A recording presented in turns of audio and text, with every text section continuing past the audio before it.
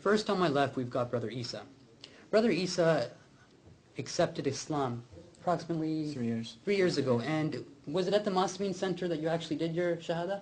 It was. It was right here in this upstairs. Excellent, excellent. So you've started to get to know the people, the brothers and sisters in the community. Let me ask you a question that I'm sure you get asked a lot. Why did you embrace Islam? I do get asked this question a lot, and I could say that the most convincing reason for me was Islam's logical nature. I had a lot of questions, and I found that Islam really, quenched the thirst that I had. I felt that everywhere I looked in the, observational world, that I could see everything had a perfect code of conduct. Everything had a sort of a set of rules that it followed.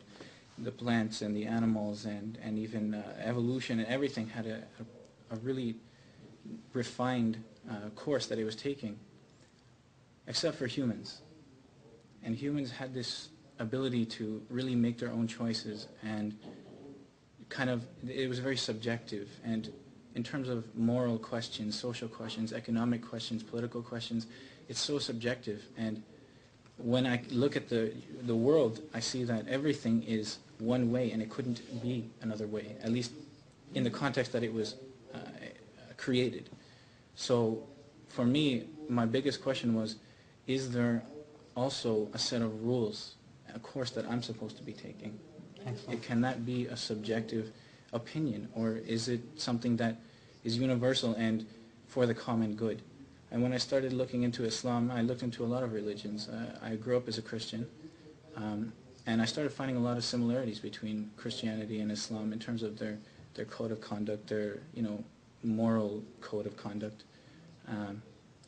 And I looked at a lot of other religions, and I found that really the major point to our religion is to be a good person. I guess, at the end of the day, excellent. it's to become a good person. Excellent. And my question at that point was, okay, so how do I become a good person? If there's one person in the entire world that would know, it would have to be God. So I asked God, how is it that I can achieve, the pinnacle of my humanity?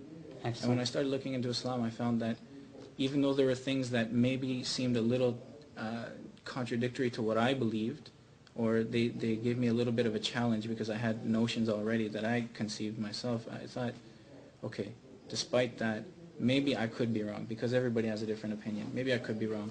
And when I looked at it closely and analyzed it, and I realized that we can take these arguments and let's take them in a very objective, rational way, devoid of emotion. Bring everyone's arguments to the table.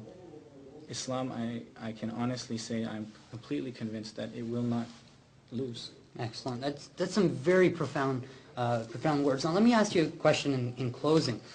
Was there something that you read in particular that kind of really set out a clear path towards Islam? Was it the Quran, maybe a hadith, maybe some advice, someone you talked to? Because it's always good to know what really caused you, right? Because a lot of times everybody does research, but a lot of times your research is inconclusive until you read something that motivates you to really take that leap of faith. What was that in your case? In my case, I would have to say that, well, there were two things. The Bible is really where I started. Excellent. And I started doing a lot of comparisons between the Bible and the Quran, and I was finding that, they're really not so different. Exactly. And in terms of prophecies and everything, it's remarkable, some of the things that you'll find. Yeah. And also, within the Quran, one of the most fascinating aspects of it to me was the scientific advancement of this book. Excellent. Written 1,400 years ago, and giving insight as to towards things that we're just coming to know within the last 20 years. Excellent, excellent. You make some great points, and just to kind of build on some of his points, a lot of times when you start to really look at things from a third-party perspective is the only way that you actually find the truth. So when Brother Isa, he was following Christianity, but then he laid all the facts on the table, and he saw that there was a a more rational way to live his life and to practice his religion. And when he's talking about code of conduct, that makes perfect sense. So we as Muslims have to look at ourselves and see, are we following that code of conduct that we should, that the Prophet and the Masameen lived?